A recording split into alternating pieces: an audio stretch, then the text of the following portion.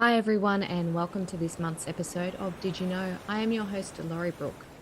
Did You Know is a series dedicated to showcasing all the wonderful people who are here, ready, willing, and able to help you with your relationship before, during, and after separation. I am your host, Laurie Brooke, and I'm here to help you guide and do conflict better. If you want to know more, you can find me at therelationshiparchitect.com.au. In the meantime, sit back, relax, and enjoy this episode where I get to ask, Did you know? Hello, everyone, and welcome to this week's episode of Did You Know? And today I am joined by Daphne Wells. Daphne helps midlife women feel safe, solid, and secure to share their magic with the world and make more money with ease and flow. As your purpose and spiritual confidence alchemist, Daphne delivers insanely powerful insights that give you radical permission to show up in your power and fulfill your purpose in the world. Through her life-changing coaching, inner circles, energy readings and forecasts, and her book, Decide, Choose Your Own Path, she's here to shake up your approach to business and life. When she's not inspiring women around the globe to make more money in record time, you'll find Daphne creating magic with fabric and threads, getting her hands dirty and growing what she eats, or frolicking in the waves. That sounds just divine, I have to say, Daphne. I live in the country, so being even close to the water is just magical for me. I have to say, Daphne's coming to talk to us today about numerology and relationships. So thank you so much for coming on the show. Thank you for having me. It's fun to be here. And yeah, living by the beach is kind of special. I just love it. But I think it does also make you appreciate, or for me at least, it makes me appreciate when I am close to the beach. Yes. Yeah. So let me ask, numerology and relationships. You're the first person I've ever had on the show to talk about numerology and how it relates to relationships. So tell me, how does it relate? Let's start there. How does it relate? So, not all relationships are created equal. What do you mean by that? So, we each bring different gifts to a relationship. Yep. We create a gift in the relationship between two people. So, it's a mutual gift that we both receive. Yep. And we each receive individual gifts from that relationship that are different. So how can we use numerology to understand what those gifts are? So I can calculate that through numerology and read that energy, right? Okay. And so what that does in a relationship is help you realize that you bring something to a relationship, I bring something to a relationship. It doesn't matter that it's not the same. And it actually frees you from, you know, how we can in our society sometimes think, oh, Laurie invited me over for lunch the other week. Now it's my turn to invite her back. Well, it's like a point scoring, It is. keeping tag of, you And know, tally yep. of relationships. Yeah, right. And when you look at it from an energetic perspective, which numerology calculates your energetic DNA. I didn't actually understand that part of numerology. That's my understanding of Yep. it. Right. So we come with our physical DNA. We know from a metaphysical point of view that everything in the world is energy. Yep. And we're all unique, right? Mm-hmm. So we're unique in more ways than our physical attributes. And when we look at, so I practice Pythagorean numerology and also Book of Life numerology. And when you marry those, interweave them all together, you get a really rich perspective on who you are as a unique individual energetically.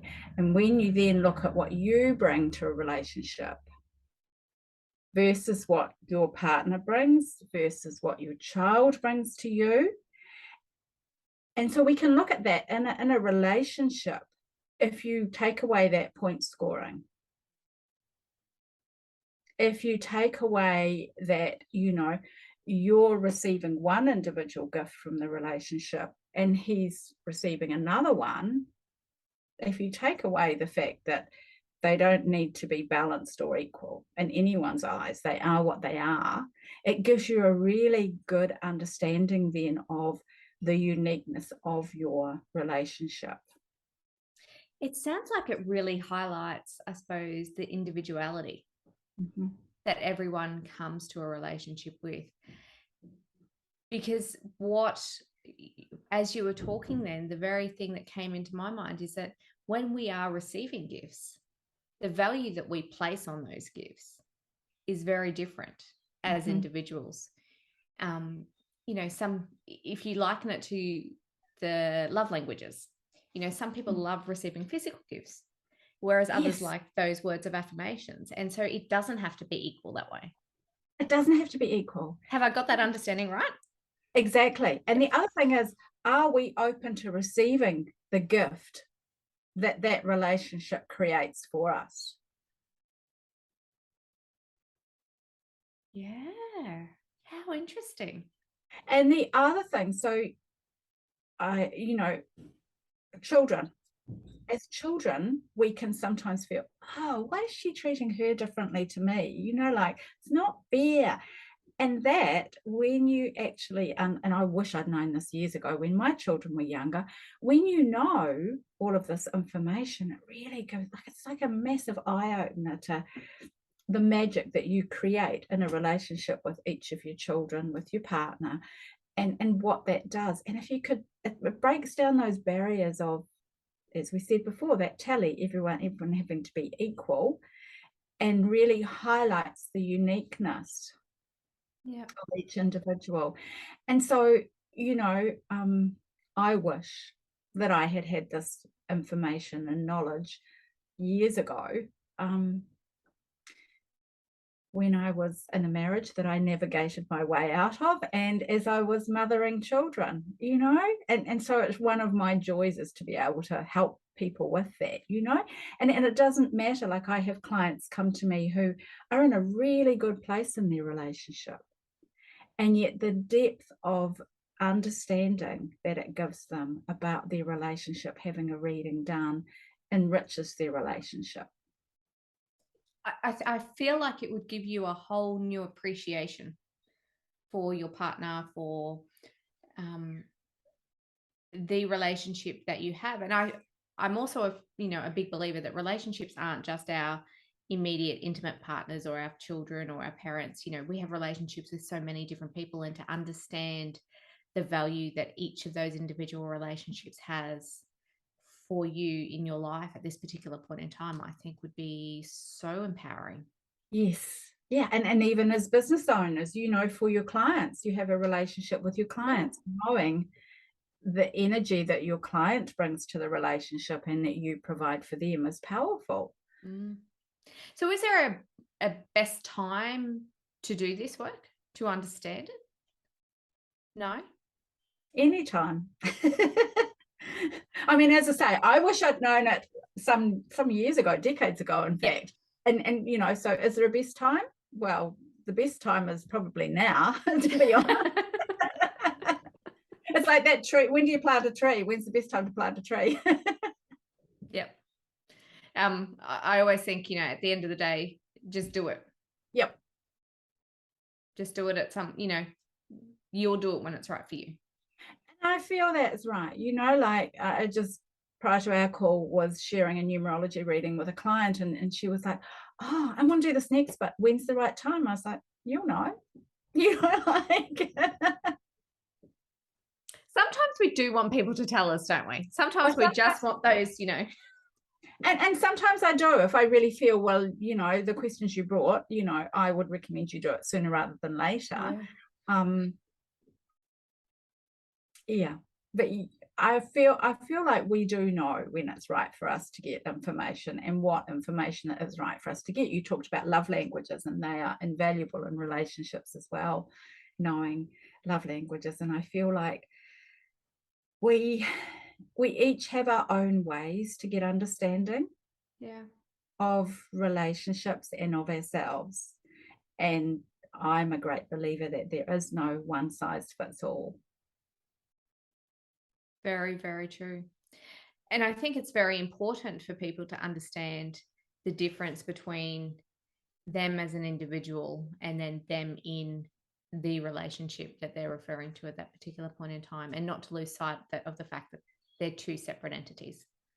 They are two separate entities. And if you like, you can look at their relationship as energetically an entity that any two people create together. Yep. Very, very true.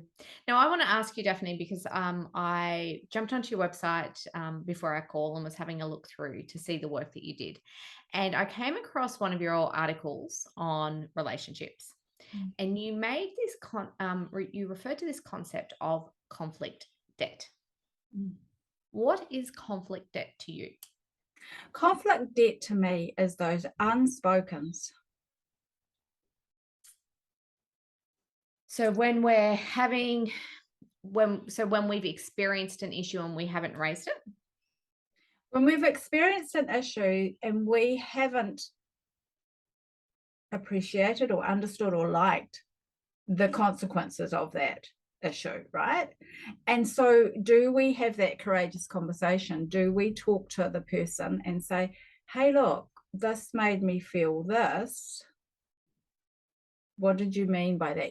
Because sometimes there's this, we don't have those conversations, particularly depending on the relationship. We're more likely than not to have it in some relationships, right? Let's be honest. Yeah. And so that creates this conflict debt, which, if you want to look at it in a visual sense, it can be like this wall that you put a brick in the wall between you and that person. That's a really powerful visual, like building that brick wall from all of the, I suppose, the issues that you're trying to sweep under the carpet to pretend that they don't exist, or to pretend that you're not being hurt or upset or being frustrated by them. Mm-hmm. The other visual is that you carry them around in a bag on your back. Yeah. Because energetically you do. And then eventually it gets to a point where it's going to explode. You can't carry it around anymore, or that brick wall's too high. And what are you going to do? You're going to smash the brick wall down and throw them all at the person, or are you going to, or as you say, the bag explodes, right? Yeah. And that to me is the consequence of carrying that debt. Like, we actually do carry it with us, that conflict debt, where one thing I encourage my clients to have is to have those courageous conversations, because it does take courage. So how do you actually work with your clients to, I suppose, build up that courage to have those conversations? A lot of it is about building up. Well, to me, it starts with, do I trust myself enough that when I feel that, I can acknowledge the feeling and I can share how it made me feel? Am I willing to say to that person, when this happened, rather than when you did this, I felt, rather than you made me feel, I felt, and not expect them to actually do anything about it. Do I trust myself to do that? Having the knowledge to make, or to, I suppose, reframe what you are feeling into those I statements has such power. Oh, isn't it? Because, when you're not blaming them, because that's the thing that we do by default until we consciously learn differently and do differently, right? We blame the other person. Oh, that happened to me. Well, actually, I allowed it to happen to me, which is was really hard for me to get my head around years ago, right? And being able to share feelings without blaming the other person, rather than when you did this, when this happened. Yep. So how has your journey, do you think, helped you in your work? I feel like it really has. When I was in my marriage, which was, gosh, it's over 2 decades now since I left that marriage, it was a difficult journey to exit because help wasn't around in those days. And I started my journey and learned to be a coach, primarily because I hadn't found the help that I needed for me through counsellors. Lots of people do, didn't work for me. And then I met up with a life coach, and that woman literally changed my life. And I had, prior to that, done part of the counsellor training, thinking I could do it differently. I could, use the not, and you can't as a counsellor. I found that wasn't a route that I could go down. So I gave that up, and I was in business for myself at that stage to be able to support my children on my own, and have the flexibility to do that. And excuse me. And so what I did was, then I was like, well, if I learned what this coach knows and added my business skills to it, I could really help women create lives for themselves that they chose, rather than living lives that they were prescribed by other people. And so it really has helped me navigate life and learn how to have those courageous conversations and learn how to own my decisions and my choices. And out of that journey also came my book, Decide to Choose Your Own Path, because, looking back, I kind of fell into a life that I hadn't necessarily chosen every part of consciously, and yet I had by default. I think you talk on your website to having and living by your own values, and that at times you can, I suppose, be a little bit skewed between what is it that you value and what is it that other people want or expect of you. And being able to understand how to get out of that. Yes. Is that something that you found was, I suppose, really prevalent in your life and then your journey to where you are now? Yeah. Yep. And numerology is can be a huge awakening for people when you first hear your first, your birth code and all of the details about that. And I read who you are. It's like you have this settling into who you are, almost like you shuffle down and get really comfortable with yourself, because you know who you are energetically coded to be, rather than who the world has told you to be. It sounds fascinating. I love the fact that your focus is on helping women to find their inner strength, and helping people to get clear on what they want for themselves in their life. So if I have women who are at that crossroads in their life and they're going, is it really meant to be like this? What is the first thing that you think they should be doing? Really finding out a little bit more about who you are. And how do they start that? How do you start that? Well, I could say the really easy answer is to come and have a numerology reading with me. It is about another way that you can do it on your own, if that's not possible for you or that's not something you want to do, is to really identify what you value in life, what's important to you. And that's where values for me are really important. You notice, that's prevalent on my website. And for me, values are more than just a word, because then they can be just labels. And as words, values are concepts as words, right? And we each interpret those in different ways. So then it is, once you identify what your values are, how do they show up in your life? I think that concept in and of itself, though, is something that people can struggle with, because we've never been taught to step back, to identify what that is. And it's so easy as a mum, as a partner, as, a boss, whatever, label you want to give yourself. It's so easy to say, well, family is my value, or, being able to give time to those around me is something that I value, as opposed to understanding what the actual value is underneath all of that. What's under the under and under the under, and what is really important. And a lot of people struggle with it, because, as you say, we have been like family and time with our children and honesty, all of those things are kind of almost idealized as being the values we should hold. And yet for so many of us, like honesty is such a natural thing for me that it's not one of my top values, because it just is what it is. I assume that everybody's honest, right? So Yeah. the difference between that and a value is that your values, when you identify what 3 to 5 of your top most important values are, and then you identify how they show up in your life, because your original question was, how do women decide if they're going to stay or go from a relationship?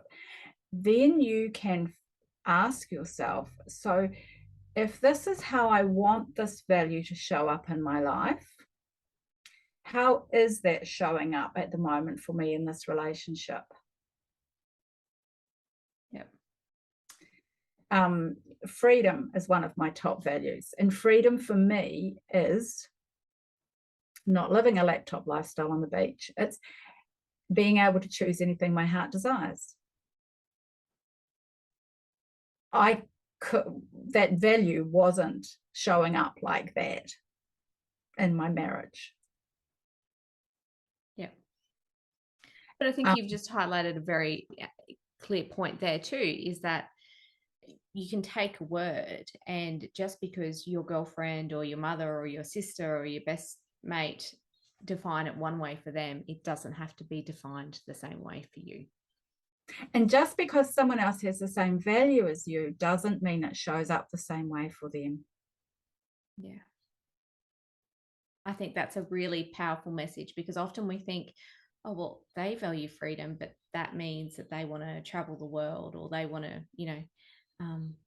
do whatever it is that they want to do. But I don't really want that, but I still feel freedom's mine. But do I have it wrong? Have I got the wrong word then?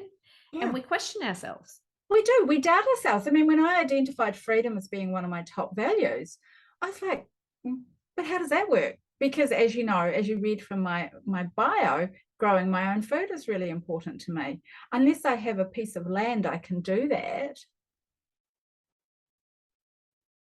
I don't feel I have that freedom.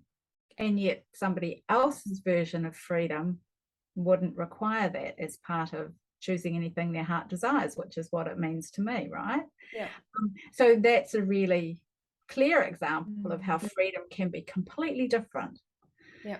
Any value can show up completely differently. And so getting really clear on what your values are, how you want them to show up in your life, and then questioning, so how are they showing up in my relationship that I'm wondering if it's wise for me to stay in? Will I stay or will I go? We all have, many of us come to that question point, don't we?